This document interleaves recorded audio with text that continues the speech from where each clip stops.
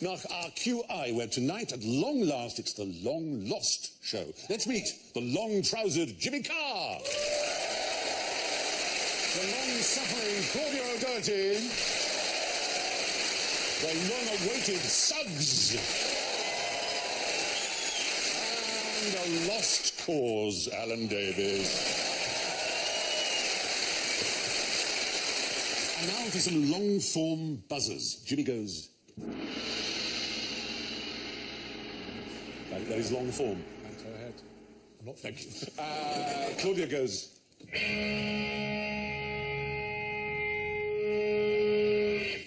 going to be a very long show. Sometimes we shorten the cues, you'd be surprised. The Suggs goes...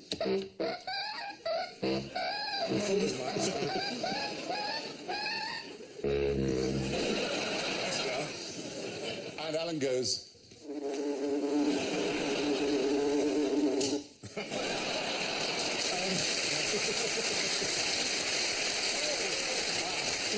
Bitter, very bitter. Now, we haven't been going long, and already I've lost a lavatory. So if you spot it, let me know by playing your spend a penny. Spend a penny, and if you're right,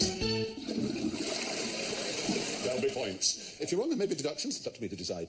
Oh, that's your joker. So, how could living in a tiny flat stop you from losing your marbles? Yes, Claudia. If you had a very small house, you wouldn't be worried that there was a killer in the next room. That's something that I worry about in my house. Yes, but if it was small, very small, one room, I would be fine. I wouldn't be scared at all. Wouldn't you need a Jodie Foster-style sort of safe... A panic room. Well, the whole house is the panic room. Oh, I guess it would if be. It's a small flat, yeah. I guess it is, isn't it? Yes, so how many points do I get for that? I think you may have come in with a rather optimistic frame of mind here. You watch too many of those horror films where it's always the phone call came from inside the house. Yeah. Well, if they're not in the house, they can't get you. Your horror movies sound fine. There's so many genres, and sometimes there's the cabin in the woods genre, the high school ones. And there's camp ones. Camp ones, exactly. Yeah. I mean, not camp in the sense of... No. The camp horror would be quite fun, wouldn't it? Ooh! Ooh! You gave me a start. I think you've created a genre right there. I think I may. Oh, something just stabbed me in the back.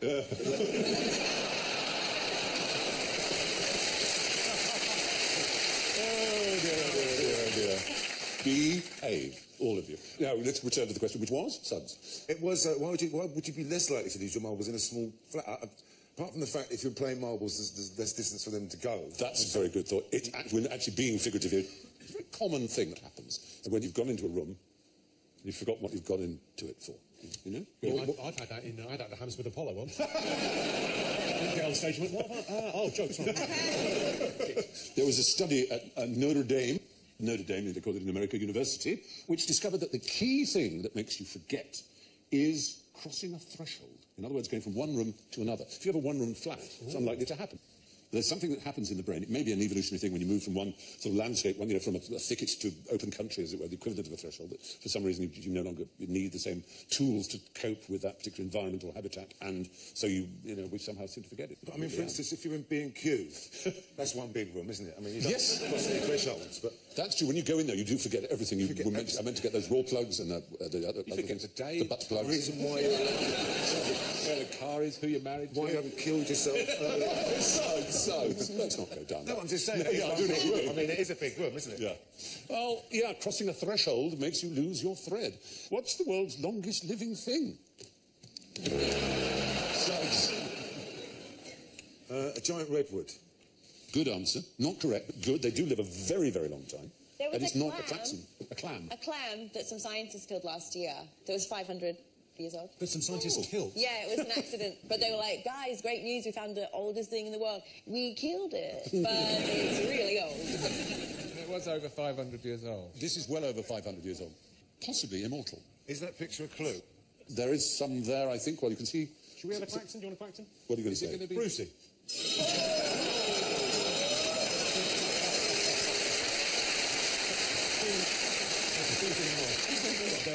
Obviously, if you're watching this, Love, respect, yeah, everything. What a we great loved man you, Brucey. he was. We won. If you're still hanging on, Stop it. Lycan. Yes is the right answer. Lichen. No, it's nothing to do with the lavatory, but I don't count that as playing. It is lichen. Lichen, there it is. How many forms of life make up lichen, as it were? well, I don't even understand the question. How many forms of Well, life? you know, sometimes you get symbiosis, which creates what seems to be one thing, but is in fact made up of other things. Okay. Things living together, symbiotic. And this is two organisms. It's fungus and algae. Fungus and algae Yeah. living together. Yeah, that's right. What is it? We're making Well, the one worst ever provides- sitcom. The fungus, They're living together, but they don't get on. All the fungus, the bogeyman, and algae from I've Biggles. got ebony and ivory in my head now. Fungus and Well, the fungus provides a cosy environment, and the algae has the equipment to photosynthesize. And they live happily together on the stones and in And that's the incredible oldest environments. thing? Well, there's 9,000 years old one in Lapland, probably the world's oldest living thing, so far as we know. They're everywhere. They're the dominant vegetation on 8% of the world's surface. Not just they exist out, they're the dominant vegetation. They can be very tasty. There's Pete Townsend. You know, you remember Pete. No, I don't mean Pete Townsend. That can't be right. Go in another room, see if you remember. Pete Waterman. Pete Waterman. Two very Well, that's a different very animals. that's a very different set of jokes in my head. I've got very little in that Neither of category. them acceptable. Dear. So, Pete Waterman, his hobbies. Model railway. Model railways, very Yes, good. yes. Where might you use lichen or? All over his face. There's a kind of lichen that's known as caribou moss. So it's a moss-like lichen, and that's it there. And it's used by model railway enthusiasts for what? Who put Grass. To create Not grass. grass. Bushes. Bushes and trees. Hang on a second. Can we just take a moment to look at little the photo furry and ask green what the weeds. hell is going on there? It seems to me like a zoo with an enclosure that's just gone. Stick them in together. There's needs and budget cuts. They can work it out. Why not put them in with them? Yes, you can. A lot of those guys need water. It's very near the coast, as you can see. How is that near the coast? It's slithering down, all the little water's running down to the sea. Look at the poor fat fella at the back. Look at him. He's just stranded there going, well, hang on. It does look a bit Hello, odd. this feels wrong. Hello. I shouldn't be in with a deer. Hello. The photographer is giving his usual lie, which is just one more, just one more. Hello, the deer have drunk all the water. They are reindeer. Come on, that's bloody good. Reindeer. Lichen, however you want to say it, seems to be no clear consensus as to whether it is lichen or lichen. But as the great performance poet Rory Motion put it, you call it lichen, I call it lichen, let's call the whole thing moss. Now, what's long, begins with L, and gets you sleepy, horny, and pregnant? Sudsy. Lunch. It's very true. You know the pet name I've got for my penis? Is it Larry? Is it Larry? Meet Larry. I think it's probably Lancelot. Oh, my goodness. It's actually called Lancelot because of all the boils. Hey, they booked me. What were they hoping for? Yeah, so it's horny, sleepy. Horny, sleepy, pregnant, yeah. Is it? It sounds like Rohypnol. Lying down, Lying down, what kind of make you feel all those things? Yeah. This is our food stuff. that makes you Leeks. Leeks, good, good. You're in the right area, you're in the vegetable garden, that's where I want you to be. Legumes. Lettuce. Lettuce is the right answer. Lettuce. Oh, look at that. Whoa. Oh, Stephen. That's all. This is a family show. Take it away. Imagine if those Inuits were here now. I forget the lichen. What, I would ride that like a stolen bike. Who gets horny looking at Are lettuce? you now pregnant? Hippocrates, the father of medicine, he described its opiate qualities, as did Beatrix Potter in Peter Rabbit. Soporific. Soporific was exactly the word she used. Very good. Points for that. And they very nearly ended up in Mrs. McGregor's rabbit pie as a result of falling asleep. Anyway, yes, lettuce is slightly soporific making. However, it's been bred less and less so. But wild lettuce in really strong quantities, rather than chlorine make you feel sleepy, it makes you feel horny. horny and bouncy. Right, And bouncy. therefore, it's a kind of stimulant, which is a tryptophan alkaloid, which is the same as found in cocaine. and so it can give you a bit of a kick. I'm getting down the greengrocers. Well, they did try and sell it in America under names like Lopium with an L, apostrophe, and Lettucine, but most are made from ordinary garden lettuce. It has to be wild lettuce that you find, and it shouldn't be fed to rabbits because it upsets their tummies, actually. Victorian picnickers wrapped lettuce around what for picnics? Their penises. Meat. That's if in doubt. It's going to be a knob. It is a knob. The word knob is used to this substance. Yes, that's absolutely right. They'd wrap it around butter to keep it cool.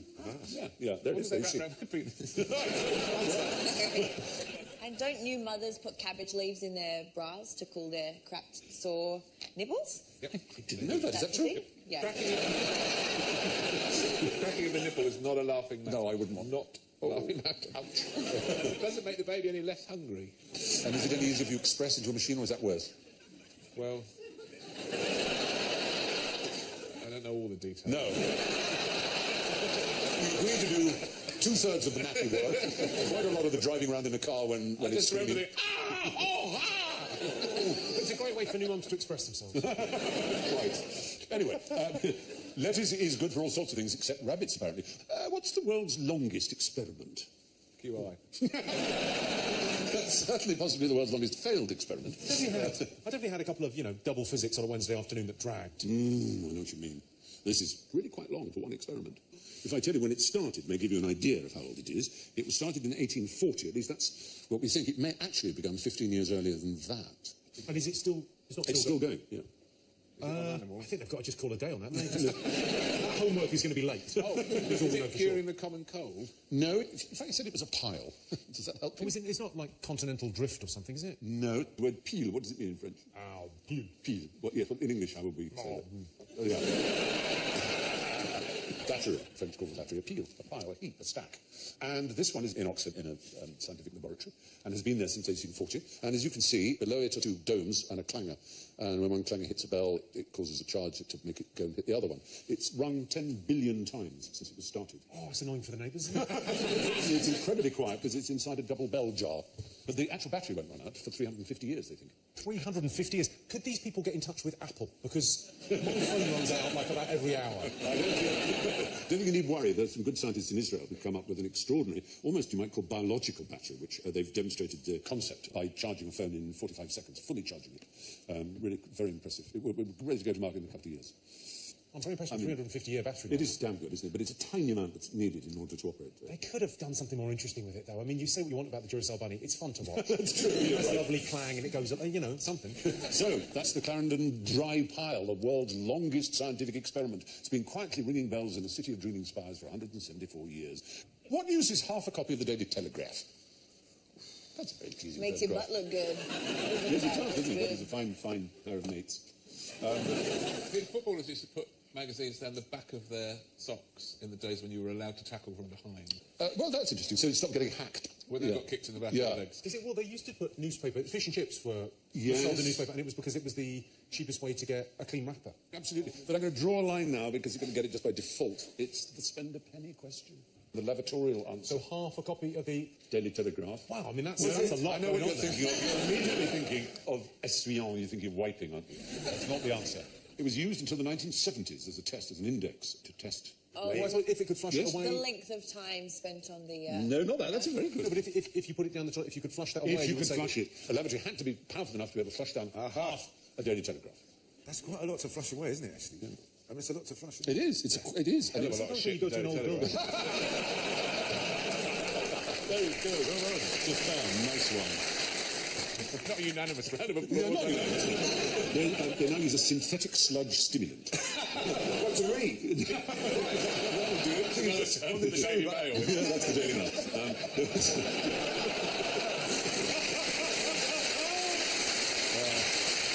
The synthetic sludge stimulant is a mixture of yeast water, seed husks, peanut oil, miso paste, and shredded tissue, otherwise known as fake poo. Unilever developed it for their Domex Toilet Academy, which is in India, and they hope to be able to install 24,000 new lavatories in India for World Toilet Day 2015. It's a very important thing, though, isn't it? It's like a third of the world's God, population yes. don't have a flushing toilet. Absolutely. In India, a staggering 90% of Indians own a mobile phone, but only 50% have flush loos. Priorities, isn't it? It's all priorities. According to insurance claims, a staggering 800,000 mobile phones are accidentally flushed down the loo in Britain each year. Well, at least they don't have that problem. Exactly. So a packet of vegetarian sausages. Take it from me. That Really? would probably be the closest poo replica you've done.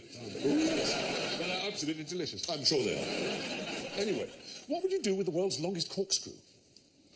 Undo the world's most convivial bottle of wine. Ah, exactly. It's perfect. I would make a sex toy for pigs. Oh, that's very good. Because you know about the fact exactly that Pigs got a little corkscrew. a little curly corkscrew Yes, yes. of a knob. Not just pigs as well. Oh, is it not for taking out Duck. blood? Been looking for someone who goes the other way.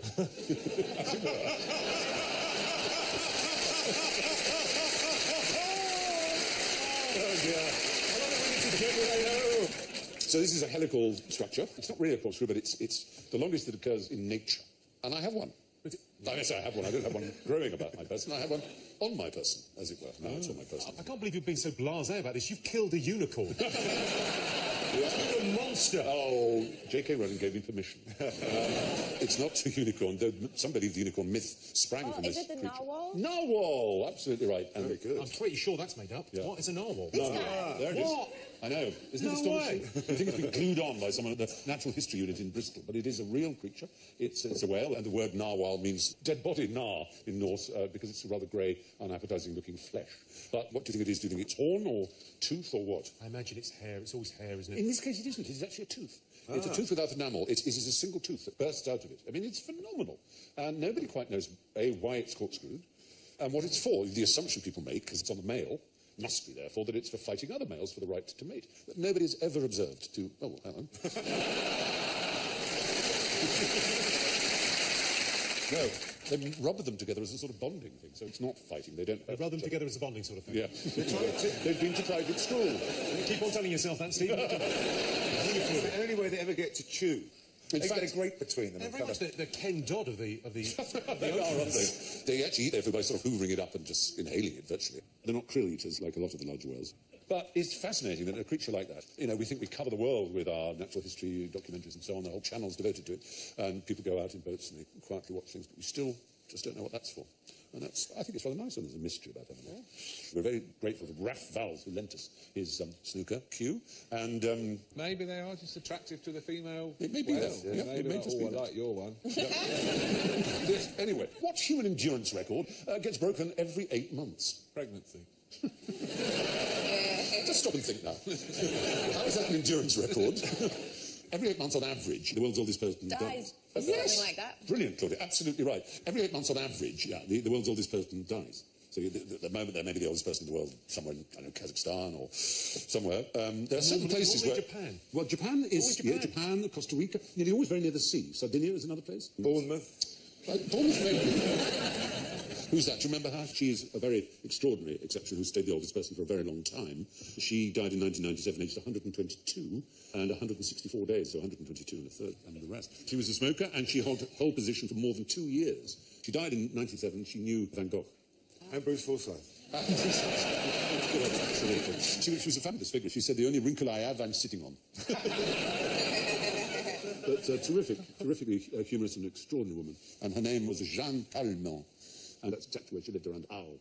Extraordinary. And lots of olive oil, obviously. That seems to be good. There are parts of the world where people seem to live unusually long, and they're called blue zones, and you can see them there. Loma Linda, Nicoya, Costa Rica, Sardinia, Icaria, which is where Icarus is said to have dropped into the sea, and Okinawa. All of them by the sea, so maybe seafood is a good thing, and omega-3s which come from somewhere in the way. No, I'm just checking Australia. Oh, no, I'm afraid. Doesn't look good, doesn't no, it? right there, no. I'll tell you where a great place to live is the sea. Yes. Very blue. Really feels like you could last there. Yeah. Why Highly blue. land seems to be holding us back. So anyway, there we are with age. Someone breaks the world's oldest living person record every 8 months, which brings us stumbling into the long-lost land of general ignorance. Fingers on buzzers, if you would please. Now, what colour is the dark side of the moon? Well, you can't see it, Stephen, so no one really knows. No, that's not true at all. The dark side of the moon is the part which is dark when it's... That there's a dreadful new Pink moon. Floyd album that won't go out the charts. Absolutely, that lasted thing, yeah. a very long time, sold 50 million copies and counting. But you can see a horned moon or a new moon, you can see the sliver and then the dark bit. Reflects, what does it reflect? What, it is light. We'll show you a bit of horned moon here. There's a horned moon, and there's a shine on it that comes as a reflection of the Earth. Yeah. So it's actually kind of blue, but it's not really blue. it's turquoise, according to the Mauna Lab, the observatory in Hawaii. So it has Earthshine, which is turquoise. So that's what the colour of the dark side of the moon is, in case you wanted to know. It's lovely. Very nice. At least, I say the moon, but how many moons does the Earth have? Oh, God. Yeah. Most definitely only one. Oh, dear. Of course. It had to be that. Of course. Yeah. Well, it's the moon. I think I'm with him. Yeah. They've changed. They call it... The one and only moon.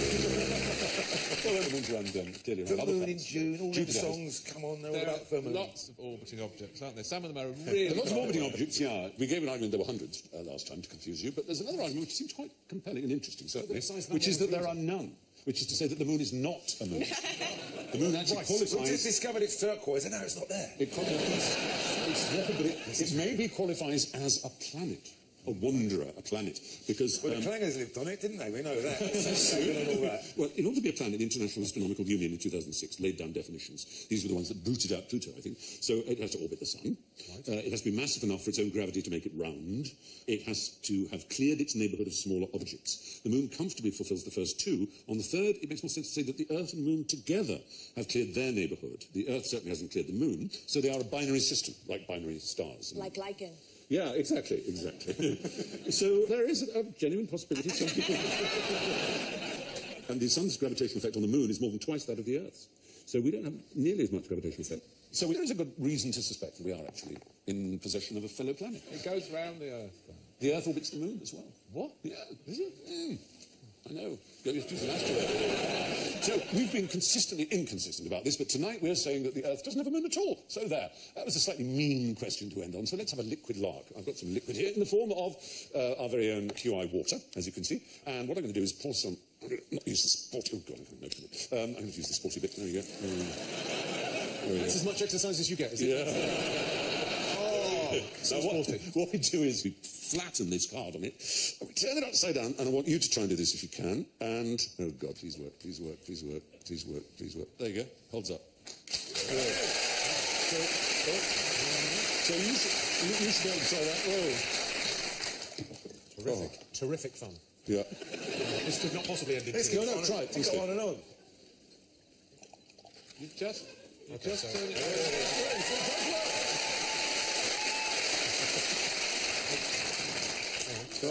Where? And Yay! And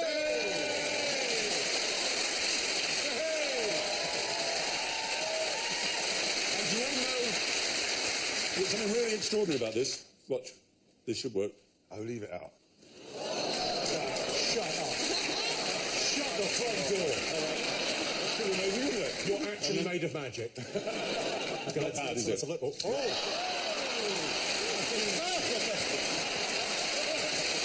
That's how it is. Well, hang on a second. I know you know J.K. Rowling, but how's that done? On that waterform shell, at long last, it is time for the scores. And it's pretty exciting. In first place, it's Claudia with +9. Oh, my God. In second place, with -8, is Alan Davis. In third place, with -16, it's Suggs. Which means our runaway loser, with -37, is Jimmy Carr. And this is why.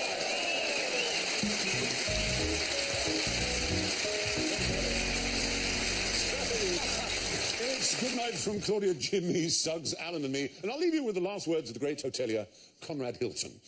Leave the shower curtain on the inside of the tub. Those were his dying words. Good night.